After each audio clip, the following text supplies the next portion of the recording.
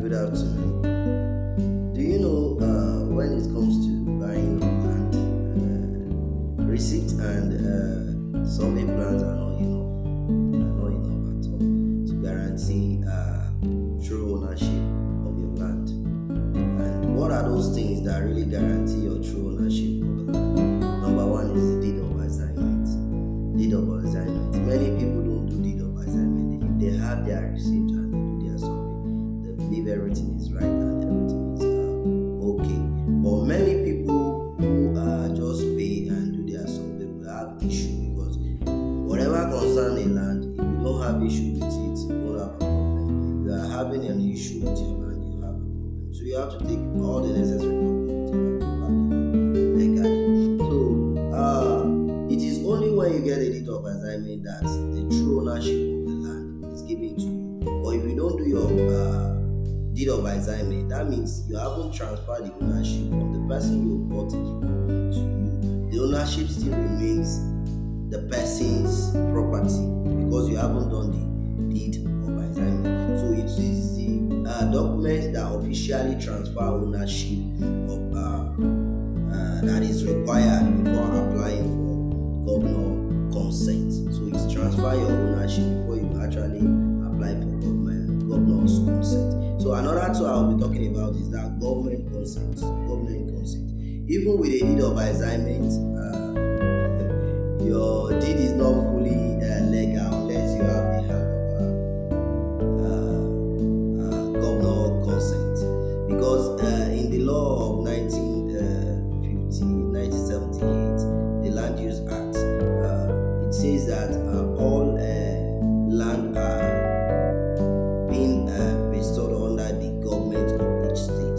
So it is government of each state that has control over land. And the land they don't have control over, maybe it's the one they have released from a community and a family. So it is those one they release to a community is what called land. And the title land is that of a chief and families that are given the land to. So under the Land Use Act, if the government haven't validate your ownership that truly this person owns this property, and you have a problem in the future because it is the government consent that can protect you from future disputes.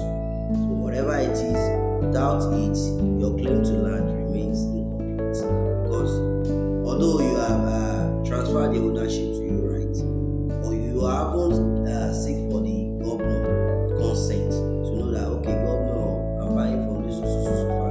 I've already bought from them. Please give me your consent to know that this transaction is complete. So another thing we'll be talking about is excision. Excision. All land in Nigeria belongs to the government, like I said earlier, by default, except land that have been exercised. And the land that have been exercised is excision is when the government officially release a portion of land to families or communities, like I said earlier, making it safe to buy. Because once government has released it for a family, that means the family will be the one to sell the land. Truly, the family owns the land, or the community really owns the land. So that's excision for you. So if a land is under government acquisition and it can be revoked, anytime, even after you have been done. So excision is when a government releases a portion of land to families or to the community. That's what we call land. I've talked about that also. And the fourth for today is certificate of occupancy. Certificate of occupancy. We all have been familiar with that. The COO. The COO. So this is the strongest title in Nigeria. Because once you tell anybody that okay, I have a COO on my land, it gives them a safe and it protect them that okay, this land is safe to collect. Because you cannot collect a COO without the consent of the governor and without making a proper documentation of your land. So it protects your land and it even increases the value of your land. And it proves legally that you are allowed to occupy and own the land for 99 years.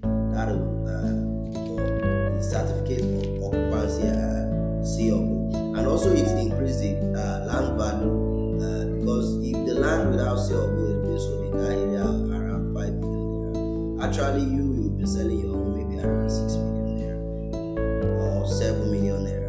Depends on the value of the land in that area. But actually, a land with a CFO is more higher in price than a land without a CFO. It's just like a land with no document and a land with a document. You know that the difference will be there. So it can also be used as collateral for loans and development. Maybe you are into something, a project, and you needed a loan. You can actually use the CFO to actually obtain a loan in the bank and for your development and project to continue. So don't just buy land, own it the right way. And Pop Realty and Investment Limited doesn't just sell. We don't just sell. We guide, we verify, and protect your investment. We protect our clients. We protect your investment in every step of your way. So let's talk today if you are interested in getting a land in Ibadan. Thank you. Not only in Ibadan, in Lagos and Abuja, anywhere in those three locations. Thank you very much.